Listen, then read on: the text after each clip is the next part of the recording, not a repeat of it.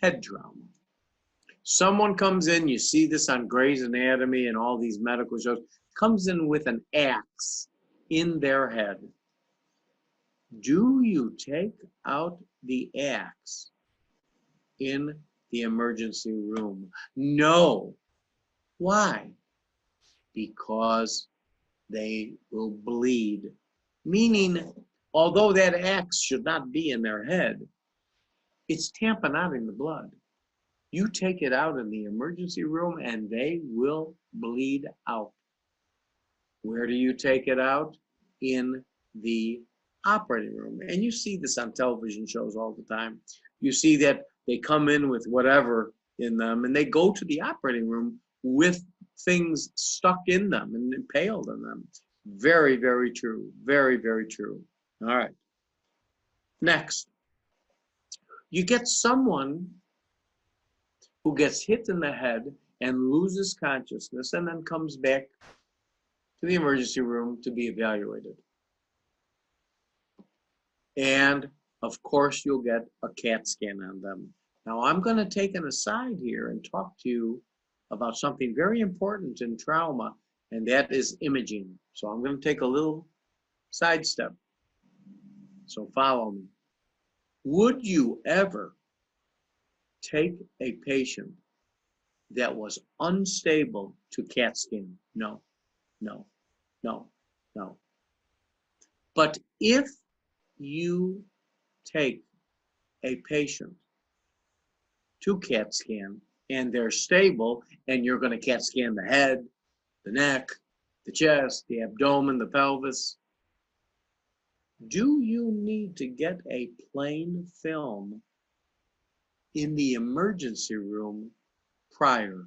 No, no. Because when you get your CAT scan, what's the first picture that they do? A plain film in the CAT scan. So therefore, if you are planning to CAT scan this patient who is stable head to toe, you do not need any plain films in the emergency room prior to the CAT scan. But if the patient is in the emergency room and unstable, then the 3 X-rays test question that you get are chest X-ray, lateral cervical spine, and pelvis. That's so important, I'm going to say it again. In an unstable patient in the emergency room, the 3 X-rays you would get are chest X-ray, lateral cervical neck, and pelvis. Now, when you get a trauma patient that comes in, the radiology technicians are there already. And they will ask you, and the nurse may ask you, Dr. Hill, do you want those 3 X-rays? The chest X-ray, the lateral neck, and the pelvis. But if you're sending this patient to a CAT scan, you don't need to get those. And it's better to get the patient, if the patient's stable, to CAT scan straight away than to take the time to do those X-rays. Is it wrong to take the time to do those X-rays? No. Do you absolutely need them? No. But you want to get the patient to CAT scan. Do you understand this? Very important. Stable patient, you're getting everything in CAT scan. Unstable patient, you're getting those 3 X-rays in the emergency room. So now let's get back to that guy who got hit in the head and loses consciousness. You're going to get a CAT scan. And let's say the CAT scan is totally normal. And then the patient who lost consciousness is totally normal. Can you send the patient home? Yes, but only if they are with someone who will stay with them the whole night and are responsible. Meaning, that person has to make sure that something doesn't change with the patient. And you must always be safe. If you think that that person with the patient is not reliable or an idiot, you keep them in the hospital. You keep them in the hospital. Why? You have to be safe. You have to be safe. Always safe. Now, I want to teach you a word.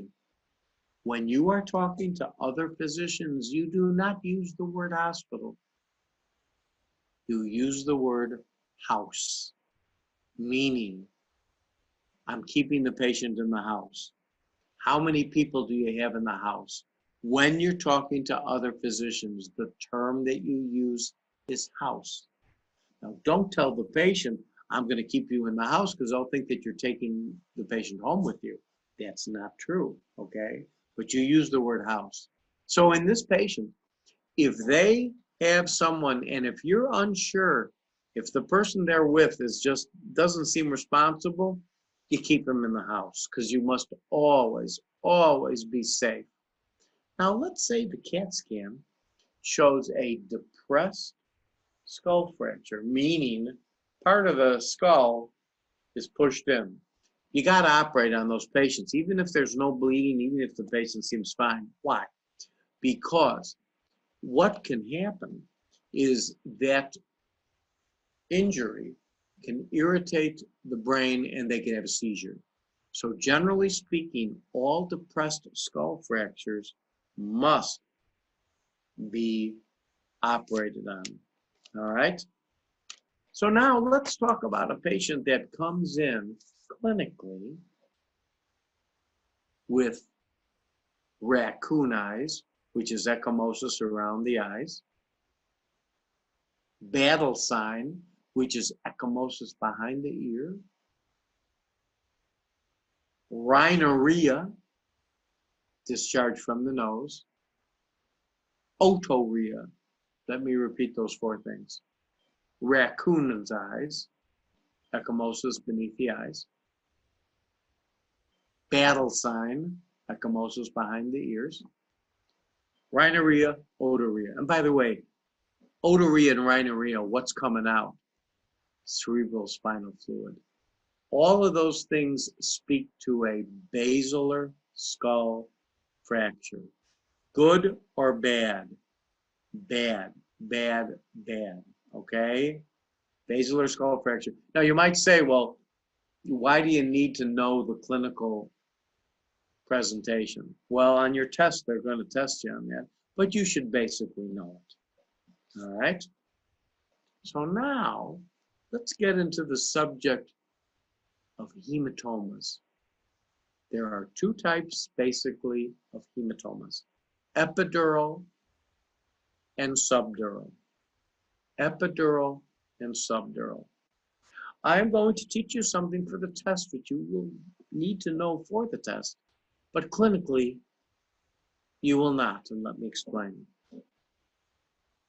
An epidural hematoma is generally a small trauma, a lens-shaped hematoma, a lens-shaped, and a lucid interval, meaning the patient goes unconscious, then wakes up and seems fine, and then goes unconscious again. Let me repeat those three things. Small trauma, lens-shaped hematoma, and lucid interval. A subdural hematoma is large trauma. Now, guys, in clinical life, you don't have to know this because you're going to get a CAT scan that's going to tell you whether it's an epidural or subdural. But I want you to know this for the test because they're going to test you specifically on this. All right? So you get your CAT scan and you determine whether it's an epidural or subdural. The two indications for operating on an epidural or subdural hematoma are: one, shift to the midline, or two, neurologic symptoms. Let me repeat that. The two reasons you operate for an epidural or subdural: shift to the midline or neurologic symptoms.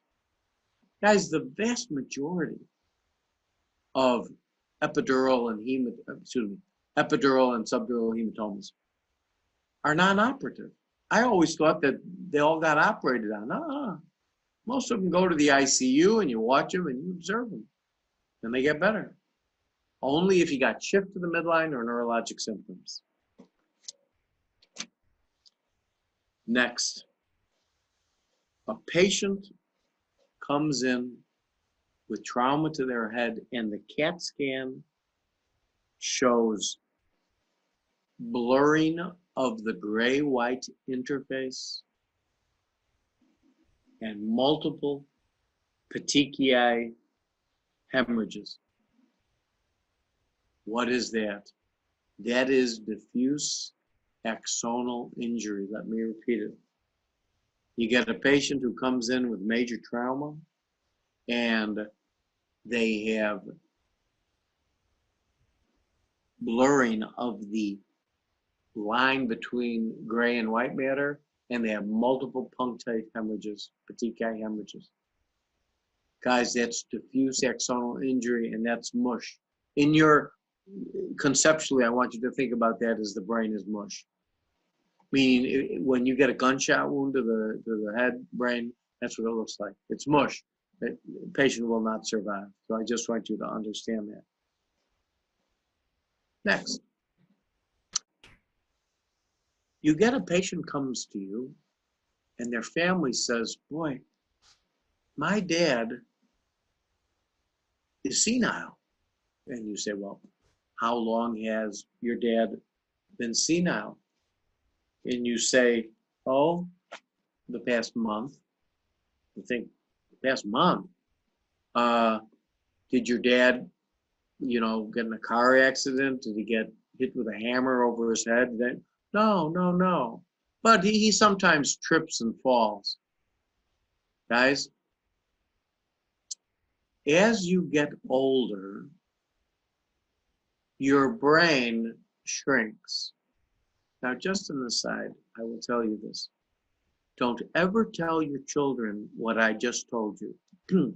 I told my kids when they were little, I said, when I get older, meaning me, my brain shrinks. And then whenever I make a mistake, my kids will always say to me, well, Dad, your brain is shrinking. Never tell that to your kids, okay?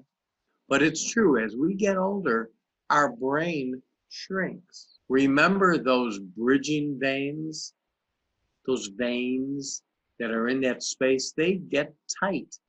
Instead of loose, they get tight and they get torn easily. So as you get older, a small trauma that wouldn't affect you young colleagues at all now will cause a bleed. And this is called a chronic subdural hematoma. And you operate on these patients, and yes, of course, they get better, but you will be the star of the day. The family will love you because you solved the problem. But remember, it could be minor trauma. At your young age, God, you could, hit your head real hard and nothing will happen. But as you get older, a small trauma can cause a chronic subdural hematoma. All right? So now we get into the neck. We get into the neck. Now, listen carefully. When we talk about the neck, I'm going to talk about the differentiation between penetrating trauma and blunt trauma. Penetrating trauma, meaning gunshot or knife, and blunt trauma, your head hitting the windshield. So let's talk about penetrating trauma. If you have a gunshot wound to the neck or a stab wound to the neck, and you have any symptoms at all, meaning hematoma, bleeding, can't talk, trouble breathing, anything at all, you're going to the operating room. They're not going to test you on that. That's easy. That makes common horse sense. The point is, if you have a penetrating trauma to the neck, gunshot wound, or knife wound, and let's say you're totally asymptomatic, you must evaluate 3 systems. You must evaluate 3 systems. The first system is the vascular system, and you would get a CT angiogram. The second system that you evaluate is the trachea, and you do a bronchoscopy. The third system you evaluate is your esophagus. Now, guys, you do not initially do endoscopy. Why? Because you don't want to put the scope through the hole and look in the mediastinum. You also don't want to use barium as a contrast, because the barium will extravasate out the hole and turn into concrete in your mediastinum. You do a gastrographin swallow. Gastrographin is a water-soluble contrast. So if you are asymptomatic, you can't just send that patient home and say, hey, bye.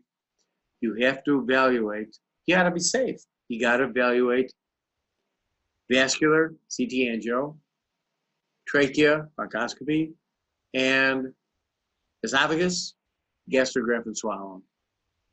There's one exception which they're going to test you on, and you need to know. Listen carefully. If you have a gunshot wound at the angle of your jaw, and you are bleeding, you can't go to surgery because you can't take apart the skull. You can't take apart the skull. So if you have a bleeding gunshot wound at the angle of the jaw, you call interventional radiology for angiographic embolization. So now let's talk about blunt trauma. Guys, do you know what a starred windshield is? When the windshield becomes starred, meaning if your head hits the windshield and it looks like a star.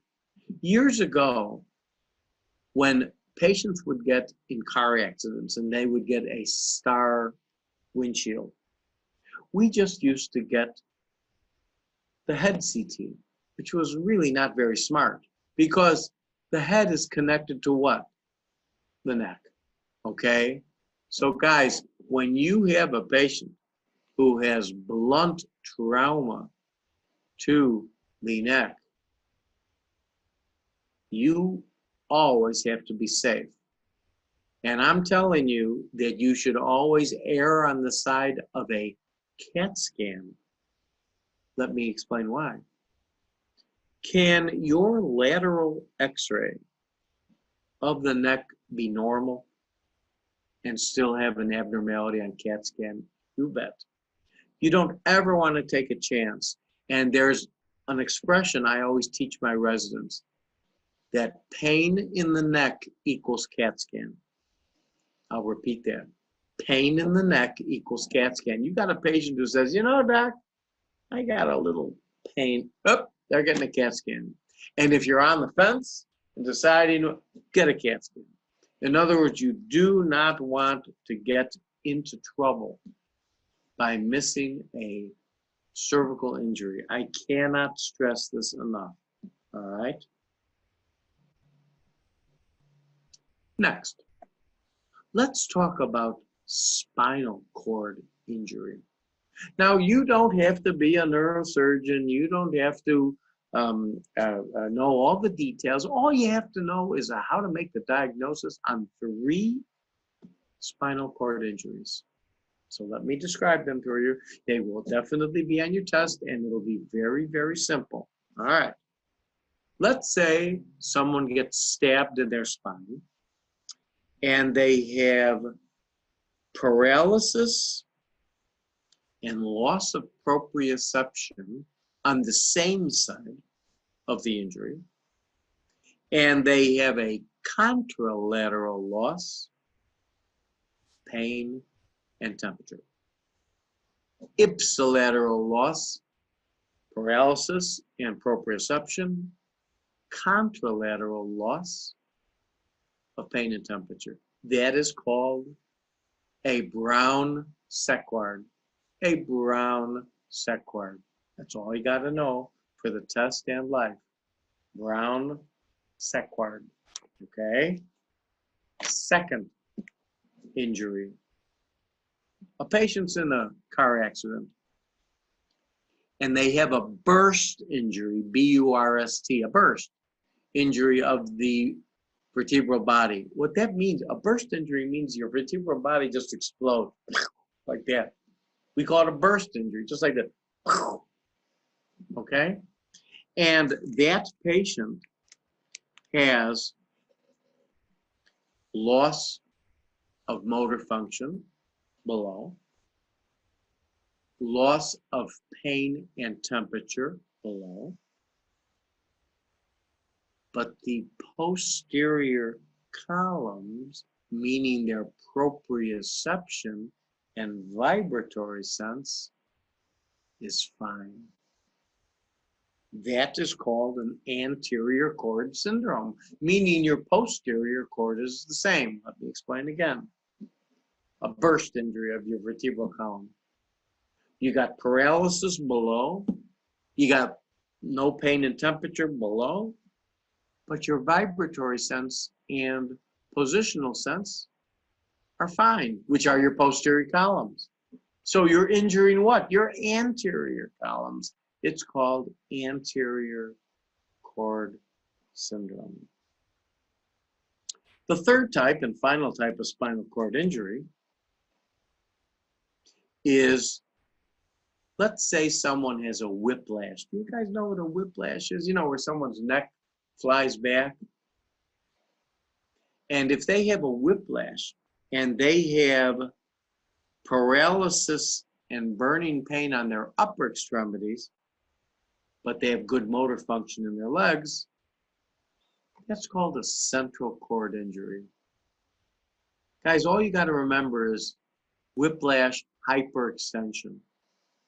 And it causes an injury to the upper body, not the lower. It's not common nowadays. Do you know why? Because is it common in car accidents that we get whiplashes? No. What do we have in cars now? Headrests. What do we have on airplanes? Headrests. In other words, I know you can't even imagine this because you're so young, but many years ago, cars didn't have headrests. When you wanted to take a nap, you could just put your head back on your seat.